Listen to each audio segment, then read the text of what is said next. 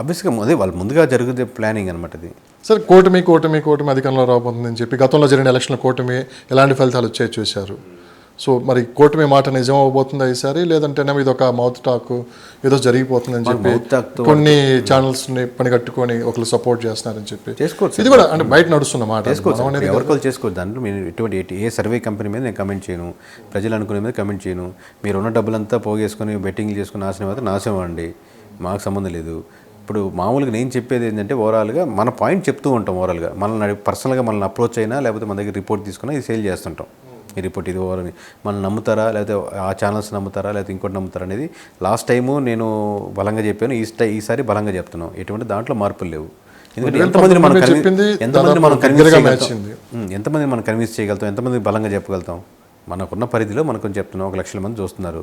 So అది రికార్డెడే కానీ పోయేది మార్పు కాదు. పోయినసారి ఏం చెప్పారు ఈసారి ఏం చెప్పారు అనేది. సార్ ప్రజల మీద ఇంత టెన్షన్ ఎందుకు? వాతావరణం టెన్షన్ ఏం లేదు సార్. మామూలుగా వాళ్ళను అడిగారు మీరు ఇప్పటికీ నేను చాలా మంది ఎమ్మెల్యేస్తో వైఎస్ఆర్సీపీ వాళ్ళతో వాళ్ళు మాట్లాడుతున్నారు. కానీ కేకే మేము 110 వస్తాం అనుకుంటున్నాం, 120 వస్తాం అనుకుంటున్నాం అని చెప్తుంటారు.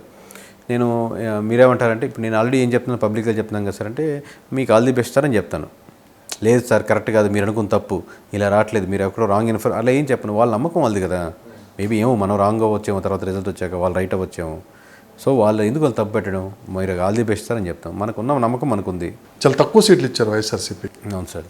ఏ ధైర్యం ఏం లేదు సార్. నెంబరు వచ్చిన దాని ప్రకారం ప్రజెంట్ ధైర్యం అంటే వేరే విధంగా అర్థం ఉంది. ప్రెజర్ ఉంటుంది, అది ఉంటుంది, ప్రెజర్ ఉంటుంది. మరోపక్క మీకు నిజంగా వచ్చిన రిపోర్ట్స్ ఎంతవరకు అది కరెక్ట్ కావాలి, మన బ్రాండ్ రకరకాల ప్రెజర్ అదే ధైర్యం కూడా ఉంటుంది. అవన్నీ మీరు క్యాలిక్యులేషన్ చేసుకొని మాట్లాడాలి బయటకు వచ్చి. ఆబ్వియస్గా అది మామూలుగా నిద్రపట్టిన రాత్రి ఎన్నో గడుపుతుంటాం మేము కూడా. స్టిల్ ఏంటంటే మన పని మనం పొద్దున్న లేసి ఓకే అయిపోయింది, మన పని మనం చేసుకుంటూ వెళ్తాం. ఆ ప్రెజర్ని మామూలుగా ఎంత ఓవర్కమ్ చేయాలనుకున్నామో స్పిరిచువల్గా కావచ్చు, లోపల ఉన్న మనకున్న ధైర్యంగా ఉండడం కావచ్చు, మన టీం నుంచి మనం ధైర్యంగా చెప్పడం, వాళ్ళ నుంచి మనం ఇన్పుట్స్ తీసుకోవడం చేసుకుంటూ వెళ్తుంటే ఫైనల్గా ఒక నెంబర్ వస్తుంది. ఆ నెంబర్ చెప్పేదానికి మామూలుగా ఎమోషనల్గా మనకు ఏది ఎంత దారుణంగా ఉంది అని అనిపిస్తూ ఉంటుంది. కానీ నెంబర్ అబద్ధం చెప్పదు కదా, ధైర్యంగా చెప్పుకుంటూ వెళ్ళడమే. అంటే మీ సర్వే సంస్థలు కావచ్చు, మీకున్న ఫిగర్ మీరు చెప్పేస్తున్నారు ఎంత వస్తున్నాయి, ఎవరు గెలవబోతున్నారు అనేది. దేశం మొత్తం ఆంధ్ర వైపు చూస్తుంది ఈసారి ఫలితాలను బట్టి జగన్మోహన్ రెడ్డి గారు అన్నారు. దేశం మొత్తం ఆంధ్ర వైపు చూసే అవకాశం ఉందంటారా? ఆంధ్రప్రదేశ్ వైపు ఈ ఫలితాలు ఆశ్చర్యపరుస్తాయి. ఈ ఫలితాలు చాలాసార్లు రిపీట్ చేస్తుంది సార్. మామూలుగా మన సైడ్ చాలా దగ్గర ఓన్లీ వెల్ఫేర్ స్కీమ్స్ నమ్ముకుంటే ప్రభుత్వాలు చాలా కుప్పకూడడం ఖాయం. అది ఎంత డాస్ట్రిక్గా దారుణంగా ఉంటుందనేది ఇది ఒక ఎగ్జాంపుల్గా సెట్ చేస్తుంది సార్. రేపు వచ్చే రాబోయే గవర్నమెంట్లు కూడా దీన్ని ఒక ఏమంటారు మీరు హెచ్చరికగా తీసుకొని దీనికి ఒక ఎగ్జాంపుల్ తీసుకొని మారుతారని నేను భావిస్తున్నాను. ఇప్పుడు ఏ ప్రభుత్వమైనా సరే, ఏ ప్రభుత్వం అంటలేదు చెప్తున్నాను. వైఎస్ఆర్సీపీ పోయి కూటమి వస్తుంది అంటే సీక్రసీ ఉంది. సో ఈ next time TDP government form చేస్తుంది కాబట్టి, కూటమి గవర్నమెంట్ ఫామ్ చేస్తుంది ఓవరాల్ కాబట్టి, మీరు ఈసారి అదే ప్యాటర్న్లో వెళ్ళకుండా ఈసారి మళ్ళీ 5 సంవత్సరాల తర్వాత మరి కూర్చొని మళ్ళీ నెంబర్లు ఇదే మారకుండా ప్రజల జీవితాల్లో మార్పులు వస్తూ హాస్పిటల్స్, స్కూల్స్, ఎడ్యుకేషను, లేకపోతే అక్కడ ఉన్నటువంటి కరప్షన్ లేని గవర్నమెంట్ ఓవరాల్ సంస్థల్లో వస్తున్నారు. కేకే గారిని నమ్మి చాలామంది మీకు ఆల్రెడీ జరుగుతున్న పరిస్థితులను చూసి బయట చాలా ముందుకెళ్తున్నారు, ఒక స్టెప్ ధైర్యం చేసేస్తున్నారు, చాలా కాన్ఫిడెంట్ ఇస్తున్నారు. మీరు మిమ్మల్ని నమ్మి ముందుకెళ్ళే వాళ్ళకి మీరు ఏం చెప్తారు? మన హూ ఈజ్ రెస్పాన్సిబుల్ అంటే మనం రిపోర్ట్ మన దగ్గర సేల్ తీసుకుంటాం చూడండి సార్, వాళ్ళకే మనం 100% రెస్పాన్సిబుల్. ఎందుకంటే వాళ్ళకి మనం కమిటెడ్గా ఉండాలి. వాళ్ళకి ఇచ్చే నెంబర్ కూడా చాలా జాగ్రత్తగా చెప్తాం. అంటే లెట్స్ ఒక మెజారిటీ 50,000 ఒక దగ్గర మెజారిటీ అడిగారు అనుకోండి, 50,000 మెజారిటీ అంటే మేము చాలా సేఫ్ జోన్గా 30 నుంచి 35,000 మెజారిటీ మాత్రం చెప్తాం. ఎందుకంటే వర్స్ట్ కేసులో కూడా మనం తప్పు అవ్వకూడదని. వాళ్ళకి మనం రెస్పాన్సిబుల్. వాళ్ళకి నేను తప్పు చేస్తే రేపు పొద్దున్న వాళ్ళ ఇంటికి వెళ్ళి సారీ సార్ నా తప్పు జరిగిందని పర్సనల్గా చెప్పి, కావాలంటే అదే విషయాన్ని ఈ నియోజకవర్గంలో మీరు తప్పు చేసిన పబ్లిక్గా చెప్తాం. Whole and sole responsible for the clients. కానీ 2-3 రోజుల నుంచి గమనిస్తే వైఎస్ఆర్సీపీ నాయకులు కూడా బెట్టింగ్లు సై అంటున్నారంటే ఎంతవరకు నిజం? అంటే ఆబ్వియస్లీ ఫస్ట్లో మామూలు డౌన్ ఉన్నాయి సార్. ఎప్పుడైతే జగన్మోహన్ రెడ్డి గారు మళ్ళీ ఇట్లా ప్రకటించారో అప్పుడు మళ్ళీ హై అయింది. మళ్ళీ నాకు తెలిసి 2-3 రోజుల నుంచి డౌన్ అవుతుంది అనిపించింది. ఇప్పుడంతా ఉన్న ఇప్పుడంతా బెట్టింగ్లు అంతా సార్ మామూలుగా ఓన్లీ మెజారిటీల మీద లేకపోతే ఎంత నెంబర్ మినిమం నెంబర్ల మీద అనేవి దాని మీద ఉంది. కానీ ఎక్కువ ఫార్మేషన్ ఆఫ్ గవర్నమెంట్ మీద తక్కువే ఉన్నాయని నా ఉద్దేశం. చివరి ప్రశ్న, ఎలక్షన్ ఇంకొక 2 రోజులు ఉందనగా ప్రశాంత్ కిషోర్ ఒక ఛానల్లో ఇచ్చిన ఇంటర్వ్యూ ఒక సంచలనంగా మారింది. ఏ స్థాయిలో మీరు చూసే ఉంటారు ఆయన మాటలు కావచ్చు. గతంలో 2019లో వైఎస్ఆర్సీపీకి ఆయన పనిచేశారు. సో 2024కి వచ్చే తర్వాత వాళ్ళ మధ్య ఏం జరిగిందో మనకు తెలియదు.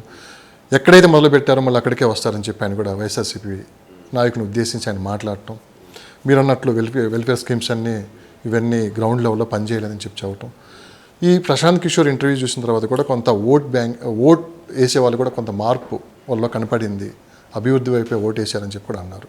అంటే వెల్ఫేర్ స్కీమ్స్కి ఓట్లు పడలేదన్న కరెక్ట్ కదా సార్, అదొక్కటే సరిపోదని సంథింగ్ అదొక్కటే. నేను అడిగే ప్రశ్న ఏంటంటే డైరెక్ట్గా ఆయన ప్రభావం ఎంతవరకు చూపించింది అంటే అప్పుడు ఆయన మామూలుగా హిందీలో మాట్లాడతారు సార్ ఓవరాల్గా, దాంట్లో తెలుగులో చాలా మంది అర్థం చేసుకున్నారు, అడిగారు ఆయన ఏం మాట్లాడారు ఏంటి. ప్లస్ ఇంకోటి ప్రశాంత్ కిషోర్ని వైఎస్ఆర్సీపీ వాళ్ళు నమ్ముతారా నమ్మరు అనేది ఒకటి మనం ప్రశ్నించుకోవాలి.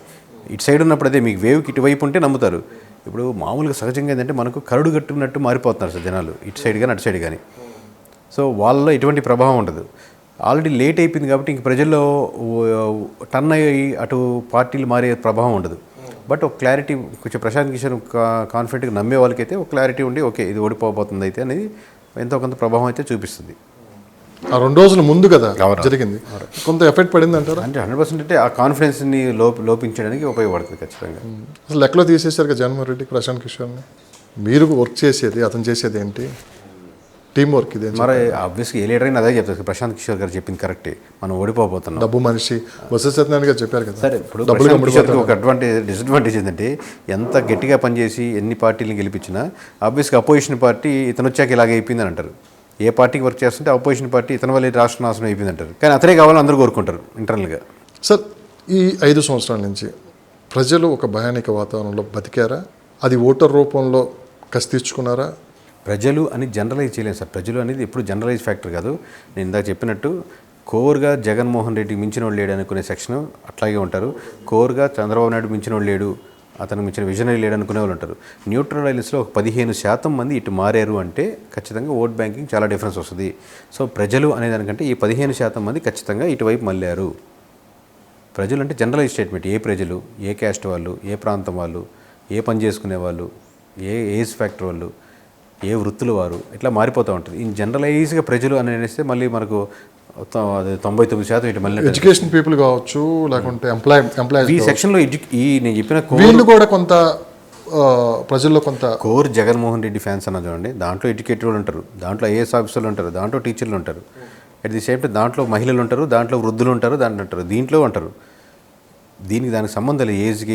వీళ్ళు కోర్ అభిమానులు, వీళ్ళు కోర్ అభిమానులు, మధ్యలో మీడియం ఉండేవాళ్ళు అటు ఇటు షిఫ్ట్ ఇటు కూటమి వైపు మొక్కారంటారు. ఎక్కువ శాతం మళ్ళీతే ఎక్కువ ఓట్లతో ఎక్కువ పర్సంటేజ్తో ఊహించిన రిజల్ట్స్ వస్తాయి. చూద్దాం 2019లో మీరు ఏ విధంగా చెప్పారో దానికి దాదాపు 95% మీరు చెప్పినట్టు జరిగింది. 98% యాక్యురసీ వచ్చింది సార్. 2024లో ఏం జరగబోతుందో మరికొన్ని రోజులు కూడా. ఇప్పుడు కూడా మాకు నెంబర్ మీద డౌట్ లేదు సార్. కాదు సింగిల్ నెంబర్ చెప్తాం అనుకుంటున్నాం కాబట్టి అదే నెంబర్ మీద నిలబడడానికి చూస్తున్నాం, ట్రై చేస్తున్నాం అంతే. ఇప్పుడు ట్రై చేసినా లేదండి, మీకు వచ్చే రిపోర్ట్ని బట్టి మీరు ట్రై చేస్తున్నాం అంటే ఆ నెంబర్ చెప్పేదని ప్రయత్నిస్తున్నాం. ఓకే, ఆ నెంబర్ మార్చలేం కదా, అలా ఆపలను మార్చాలి. ఆ నెంబర్కి దగ్గరగా మేము రేపొద్దున వచ్చే నెంబర్ ప్రిడిక్ట్ చేయాలని ట్రై చేస్తాం. ఇంకా పూర్తి స్థాయి కేకే గారు ఈ పాలిటిక్స్ మీద దృష్టి పెట్టబోతున్నారు ఈ ఫలితాల తర్వాత. అంటే మీరు ముందు ఒక మాట అన్నారు, రాజకీయ పార్టీ ఒకటి స్థాపించాలి అంటే. ఫలితాల తర్వాత ఇంకా చాలా ఆప్షన్స్ ఆలోచిస్తున్నాం సార్. ఎలా ఉంటుందంటే ఈ సర్వేని పూర్తిగా అన్ని రకాలుగా పెంచుకొని దేశవ్యాప్తంగా ఎలా చేయాలన్నది ఒకటి ఆలోచిస్తున్నాం. దాని ద్వారా అంటే ఇట్లాంటి పొలిటికల్ పార్టీస్ నుంచి వచ్చే లీడర్షిప్స్ నుంచి వచ్చే వాళ్ళని వాళ్ళ పిల్లలు చాలామంది ఉంటారు. అలాగే మండల స్థాయిలో చాలామంది నాయకులు మంచి లీడర్స్ కావాలని, లేకపోతే వాక్చాతుర్యం పెంచుకోవాలి, ఎలా నడవాలి, పొలిటికల్ సబ్జెక్ట్స్ ఎలా నేర్చుకోవాలనేది. సో ఇలాంటిది ఒక గ్రూప్ని తయారు చేసి వాళ్ళని ట్రైనింగ్గా చేసేదానికి ఒక సంస్థలాగా ఏమైనా పెట్టాలా, ఇలా నెంబర్ ఆఫ్ ఫ్యాక్టర్స్ ఆలోచిస్తున్నాం. ఇది ఒకసారి రిజల్ట్స్ అయిపోయింది, తలమునలు అయినా కాబట్టి కూర్చొని మా టీంతో మాట్లాడి. బాగుంది. ఒక నిజం చెప్తారా? చెప్పండి సార్. చివరికి ఎలక్షన్ ముందు ఎన్ని కోట్ల ఆఫర్ వచ్చింది? కోర్టులో ఆఫర్ అంటే అది నెంబర్తో కన్వే చేయలేము సార్. వాళ్ళు మంచి ఆఫరే, పెద్ద ఆఫరే చెప్పారు. ఎందుకు మరి వదిలేసుకున్నారు? అంటే వాళ్ళు ఎప్పుడైనా వస్తుంటారు సార్. నాకే కదా ఎనీ ఇన్ఫ్లుయెన్సర్కి వస్తుంటుందని నా ఉద్దేశం. వాళ్ళు నిలబడతారు, లొంగనోడు ఉండరు కదా.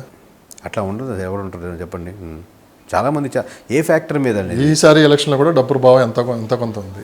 ప్రతి ఎలక్షన్లో డబ్బు ప్రభావం ఉంటుంది సార్. మీరు డబ్బు లొంగడం అంటే ఇప్పుడు ఫర్ సపోజ్ ఒక ఎక్స్ అమౌంట్ బాగా ముద్ర అయిపోయింది మీ మీద, ఒక పార్టీని ఓన్ చేసుకొని మాట్లాడుతున్నారు. నాకు అసలు యాక్చువల్ వరకు బాగా చేరింది ఆయన. నాకు యాక్చువల్ చెప్పంటే ముద్ర చాలా తక్కువ సార్. మామూలుగా 10% కమెంట్ అప్పుడు చేస్తున్నా, ఇప్పుడు చేస్తా. కానీ ఇప్పుడు మీరు నా ప్రతి వీడియో కింద కమెంట్స్ చూడండి. ఎవరైనా పొరపాటు నెగిటివ్ కమెంట్ పెడితే ఇమ్మీడియట్గా కామెంట్స్ చదివారా? నేను ప్రతి కమెంట్ చూస్తాను. కామెంట్స్ ఏం రాస్తున్నారు తెలుసా? టైం ఉన్నప్పుడు ప్రతి కమెంట్ చూస్తాను. చెప్పండి. కూటమికి అనుకూలంగా మాట్లాడుతున్నారు, కూటమి తరపునే మాట్లాడుతున్నారు, కూటమే వస్తుందని చెప్తున్నారు, కూటమి మనిషి మీరు చెప్పిన 4 పాయింట్లు 2 కరెక్ట్ కాదండి. కూటమి తరపున మాట్లాడలేదు, కూటమి వస్తుందని చెప్తున్నారు. ఈ రెండుకి చిన్న తేడా ఉంది. నేను ఇప్పటికీ చాలాసార్లు చెప్పాను, జగన్మోహన్ రెడ్డి వస్తే అద్భుతాలు జరుగుతాయని నేను నమ్మట్లేదు, చంద్రబాబు నాయుడు వస్తే అద్భుతాలు జరగట్లేదు నేను నమ్మట్లేదు, చంద్రబాబు నాయుడు ఓడిపోవాలని కోరుకోవట్లేదు, జగన్మోహన్ రెడ్డి ఓడిపోవట్లేదు కోరుకోవట్లేదు. ఇలా న్యూట్రల్గా అలా లేవు కాబట్టే మనకు ప్రాపర్గా వస్తుంది. మీరు ఎప్పుడైతే ఎమోషనల్గా దానికి కనెక్ట్ అయితే టీడీపీ గెలవాలని బలమైన కోరిక, వైఎస్ఆర్సీపీ గెలవాలని బలమైన కోరిక మీ మనసులో ఏమాత్రం ఉన్నా మీరు ఇంక్లైండ్ అవుతారు ఒకదానికి. ఖచ్చితంగా ఒక CEO, ఒక హెడ్ ఆఫ్ ది అసోసియేషన్ కానీ ఛానల్ కానీ ఒక కొంచెం ఇంక్లైన్ అయినా మొత్తం ఛానల్ వెళ్ళే దారి ఎలా మారుద్దో మేము కూడా ఒకసారి కొంచెం ఇంక్లైన్ అయినా అలా మారుద్ది. మేము ఖచ్చితంగా మీరు కూడా సర్వే అవ్వాలంటే మీకు ఎంతో కొంత ఉండాలి కదా, ఏముండాలి, టీం నడిపించాలన్నా మేము చెప్తున్నాం కదా సార్. రిపోర్ట్ సేల్ వైఎస్ఆర్సీపీ ఎమ్మెల్యేలకైనా టీడీపీ ఎమ్మెల్యే సేల్ చేస్తారు అంతే. చేస్తాం కదా, అది మేము రిపోర్ట్ సేల్స్కే కదా, మేము మీకోసం సేవ చేయడానికి వచ్చాం ఎమ్మెల్యే గారు అని చెప్పి ఎవరి దగ్గరికి వెళ్ళాం కదా. మేము సార్ రిపోర్ట్ ఇచ్చి మేము డబ్బులు తీసుకుంటాం. సంతృప్తిగా ఉన్నారా మొత్తం మీద ఇప్పటివరకు జరిగిన వర్క్? అంటే మీరు ఇచ్చిన మీ విజన్ కావచ్చు, మీరు ఆలోచన విధానాన్ని కావచ్చు, అంటే మీ ఇచ్చే ఫలితాలు దగ్గరగా ఉన్నాయని మీరు ఉన్నా అంటే అట్లాంటిది ఏం డౌట్స్ కానీ ఏం లేదు సార్. కానీ సంతృప్తి, నాకు నిజమైన సాటిస్ఫాక్షన్ ఎప్పుడంటే ఇప్పుడు మేము అన్ని రిపోర్ట్స్ చూస్తున్నప్పుడు వాళ్ళ ఇన్ఫర్మేషన్ మాకు లంసమ్ అమౌంట్ వస్తూ ఉంటుంది కదా, డేటా అంతా వస్తుంటుంది కదా.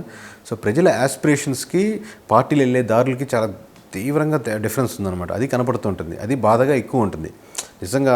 ఆ లోకల్గా వాళ్ళ ఫీల్డ్లో ఉన్నటువంటి ఎన్నో మనకు వాళ్ళకి చేయొచ్చు ఎంత ఉన్నప్పుడు. సో మనీ అంతా ఇంత పథకాలకి వీటికి వేస్ట్ అయిపోతుంది అనేది నాకు ఆ లోపల ఉన్నటువంటి పర్సనల్ సాటిస్ఫాక్షన్ ఉండదు. ఇదంతా కేవలం మనసు పక్కన పెట్టి ఓన్లీ మైండ్తో ఇట్లా చేస్తూ ఉంటారు అన్నమాట, నెంబర్స్ ఇలా ఇవి అంతే. ఇది పరిస్థితి. అంటే చాలా వరకు ఏంటంటే మనకి ఏ జిల్లాలో ఎన్ని సీట్లు వస్తాయని చెప్పి ఇప్పుడు చర్చ నడిచింది. కానీ గ్రౌండ్ లెవెల్లో నిజంగా ఏం జరిగింది, ఎవరు ఓటర్ అనే వాళ్ళు ఎవరికి మొగ్గు చూపారు, ఏ ఫ్యాక్టర్లో వాళ్ళు ఓటేశారని చెప్పి కూడా ఒక పెద్ద చర్చ అయితే నడిచింది ఇక్కడ. సో మీరు కూడా ఈ ఇంటర్వ్యూ చూసిన తర్వాత నిజంగానే మీ విలేజ్లో కావచ్చు, మీ కాన్స్టిట్యున్సీలో కావచ్చు ఏ విధంగా జరిగింది అనేది మీరు కూడా కూర్చొని చర్చించుకోవచ్చు. సో రేపు 1వ తేదీ కూడా కేకేఆర్ ఇచ్చే ఫలితాలు మరి ఎంత దగ్గరగా ఉన్నాయో కూడా నేను ఒక పెద్ద ప్రెస్ మీట్ పెట్టి కూడా చెప్తా అని చెప్పారు. సో మీ ఫలితాలు కూడా 2019లో ఏ విధంగా 95% దగ్గరగా ఉన్నాయో ఈసారి కూడా అలా